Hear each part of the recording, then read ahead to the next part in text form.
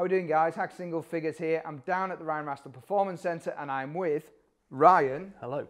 The main man, who you obviously know from my videos. You guys sent a load of questions in to ask Ryan, so we're going to ask him those questions right now.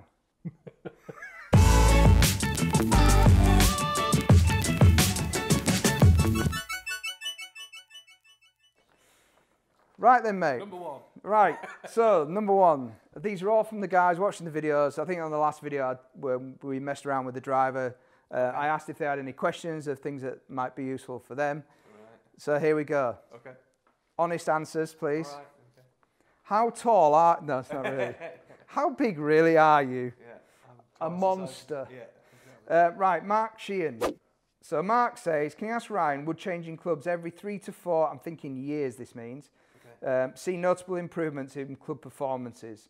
Also, what are the difference between the MD4 and SM7 for the normal club golfer? I don't even know what they are. Right, okay. So first question let's first. deal with the first bit. Yeah. Right. Changing clubs every 3 or 4 years. Now, I would say it depends how much you play. Yeah. And certainly, I would have said wedges are quite an important thing to be changing. You know, if you're playing once a week, I think you should be looking at changing your wedges. It depends how much you practice as well. I would have said probably every season, if not just longer than that. Is that because the grooves wear away? They will become less receptive. Yeah. Okay. I mean, put it into context. An average tour player will probably change theirs monthly, or maybe. I mean, I've seen things with Padraig Harrington where he might change his like every couple of weeks. So I mean, yeah, it's. He is a man who practices an awful lot. I mean, he can stand there for 12 hours and it balls. So yes, we are not going to be doing that. But yeah, I suppose changing your full set every 3 or 4 years, maybe not. But I certainly think that there's, you know, if you see a club that you like look of, or you think, yeah, most of us are driven on aesthetics, and after 3 or 4 years, your clubs look a bit awful, don't they? So, so maybe want to change on that perspective. But I would say from a performance standpoint, certainly the clubs and drivers and things we're seeing now compared to 4 or 5 seasons ago, I think are more forgiving and they go a little bit further. Okay. Shaft options are much better than they were. So yes, you will see some improvement. But I think your main focuses are things like wedges, I would say. Okay. So on the second part, MD4 and SM7. Now, MD4 is obviously the new Callaway wedge, SM7 being the new Vokey Titleist. Now, in terms of looks, they're very, very different.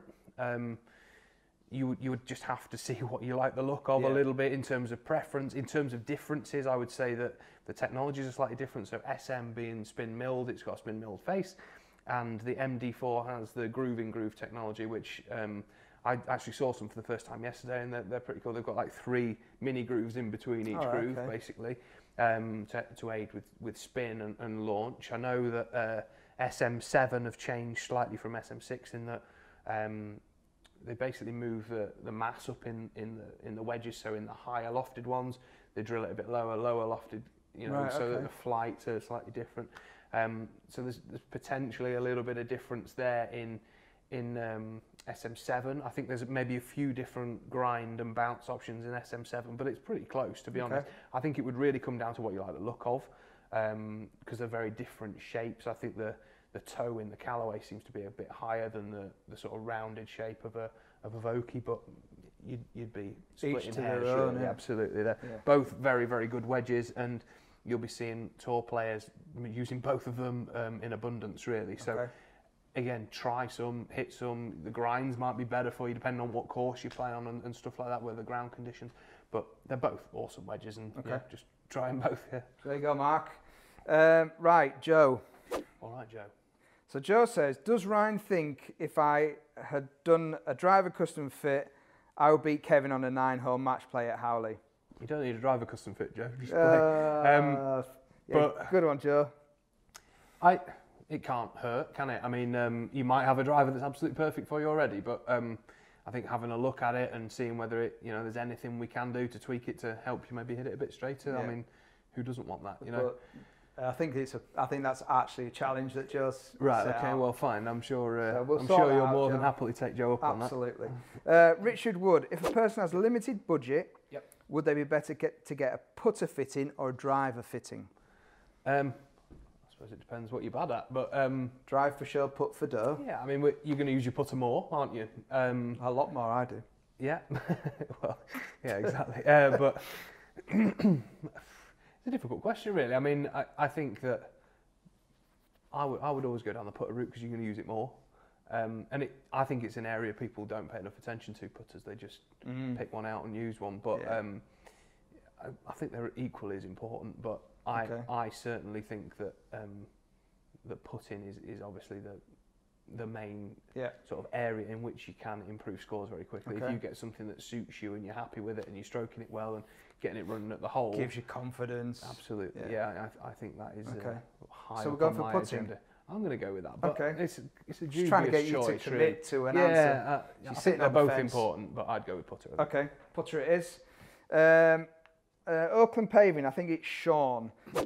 Sean says, I cut the shaft down an inch on my driver and it made a difference to my accuracy and distance. Yep. Most tour pros do this. Why do manufacturers make them too long? Good question, that. It is. I've noticed that. Manufacturers make them very long so that they go miles. Right. They do not care whether you hit the fairway or not. They Right. want you to hit it as far as you possibly can. They want it to go 10 yards further than the one that you've already got. Now, Because that's what you go away thinking about, isn't it? yeah, absolutely. And certainly we're seeing this year particularly that in the fitting carts that we've got, manufacturers are starting to send us shafts that are shorter. Oh, so right, okay. in the Callaway cart I've got, there's a couple of 44.5 inches. I know from the TaylorMade product training I went on that they were speaking about potentially doing that a little bit with their stuff. And they were saying that when they were actually doing fitting days, they were finding that the average was about 45 inches, whereas I think M3 this year is 45.5. Right. Okay. M4 is 45.75 inches long. So, so they are longer than, I hate the word standard, but industry standard has always been about 45 degrees, Right, okay. 45 inches, sorry, with the driver. And I've always thought it to be that, but everyone is different. I mean, there was Aero Burner a few years ago was about 46 inches long or something crazy like that. It was ridiculous. That was a great club, that, by the way. It was, yeah. Well, you know why, don't you? Because it was Yeah, really it long. was so long. But yeah, I think if you were to look on tour, average is about 44.5 inches. Really? So, but to some extent, they're not really that bothered about distance because they all smash it. They care about hitting fairways, absolutely. Key for them. Shortening shafts will make it a little bit more accurate, but can have an effect on clubhead speed. It doesn't always. It can make you quicker. So Can it have an effect on the weighting of the club by taking? It can. Like if you start chopping down your own shafts. Yeah, it changes swing weight dramatically, Right. which you need to be careful of because Yeah. if you chop a club down a lot, I would never try and it's do going to that. make the weight feel all be a over the place. disaster. So That'd be yeah, a you disaster. need to be get someone to do it for Okay. you. But yeah, it's Sean just got lucky then. yeah. I mean, shortening shafts and things like that. I think we're going to see that more and more coming into golf because now we've got drivers that go miles already, and the faces are hot and they're coming off nice and quick. I think you're going to get a lot of people now wanting to hit the ball straighter. So it's not been a focus of many manufacturers really because they just want you to swing it as hard as you Boom can it and as smash far. it. Yeah. So Okay. yeah, actually trying to keep it on the golf course is obviously more important, I would say. So there you go, Sean. Yeah, you've got away with that somehow, cutting it down yourself. Right, Paul Brunt says, what do you think about shaft technology over the last few years? Everyone talks about the club, etc., but not much on new shaft stability, etc. It's something you talk about quite a bit, actually, isn't it? Shafts and shaft technology. Yeah, I mean, I'm a firm believer that getting the right shafts is important, and certainly having the confidence that the equipment that you have is right for you and is good. Now, that being said, that some levels of golf aren't going to see any difference between an extra stiff and a ladies, absolutely not. But I think when you get used to something that you like, I think shaft technology, going back to the question, is improving all the time. Yeah. All these different shaft manufacturers have different qualities. The weight is either higher, lower in the shaft to give you either more feel of the club head or a bit more speed, or torque is very different. So the twisting of the shaft, depending on your technique really and how you load the club. So it's all very much down to what you do in your own golf swing. Again, it all comes back to technique. We're not just saying that you know, by changing shaft, it's going to automatically transform you into a Category 1 golfer, because that's not going to happen. No. But it can get you out on the golf course confident that what you've got is going to work, and it can also help bring your misses in as well with some of them, and you know, maybe, you know, gain a little bit more spin or less spin whenever you want to. It's that coupled with, but obviously, everything else that we look at. So swing characteristics, as well as the loft, as well as lie, all those sorts of things come into play. But shaft is a part of that as well. So yeah. I know I was chatting to Owen from Golf Shake the other day, and he's obviously just come back from the PGA show. Right. And he was saying the same thing about shaft technology and how much it's improving and how much more important it's becoming. Yep. And how that's making a big difference to people's games now, and how people are getting more aware about shafts. And certainly, when I'm doing custom fittings, people are a lot more aware of what different shafts are designed to do. Absolutely. Gone are the days where people would come in and completely just, you know, give me carte blanche of what I fitted them for, what I took away. A lot of them are coming in knowing that an even flow shaft does this, or a Project X hazardous does this, or, you know, and it's very, you know, people are a lot better informed. Yeah, there's so much out there, isn't there now? Loads, so much absolutely loads. Loads. Like videos like this. Yes, indeed, yeah. Indeed. Right, let's move swiftly on. Richard Todd, how often should we change clubs and driver? I play Mizuno JPX 850s and Ping SF Tech Woods. Irons are around 4 to 5 years old, Woods are around 18 months. Would love your independent opinion. Independent opinion.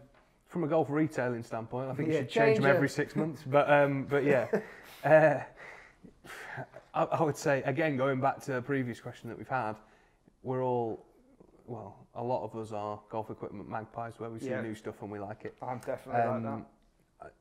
I would say if you're hitting your irons well, you're happy with them and you like them, there's no reason for you to change. No. You don't need to, because you've already got a set of golf clubs. I would question whether they've been fitted for you, whether the shafts are right, the lengths are right, the grips are right, the lies are right, all those sorts of things, and maybe just get them checked.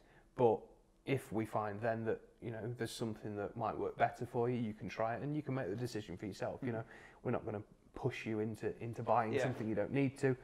Woods wise, I mean, if it's something like the G driver or whatever that he's got, it doesn't say on there, but they're great golf clubs, and they're really, really good. Ping make awesome gear, so do Mizuno. So there's no there's nothing there that would sort of make me tell him to go and buy a new set of clubs straight away. But I would say just try some stuff, test it. You know, sometimes improvement comes when you least expect.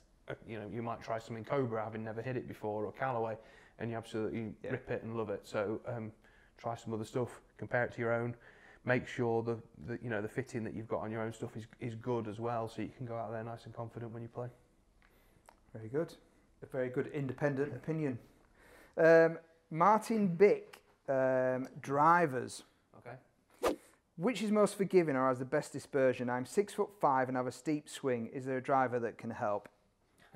Well, without seeing you hit it, it's difficult. But I would say, I mean, you're obviously a very tall guy, so we've got to have a look at shaft length, loft, and lie and things like that. Is there anything in that, you know, with what you've got that we can improve?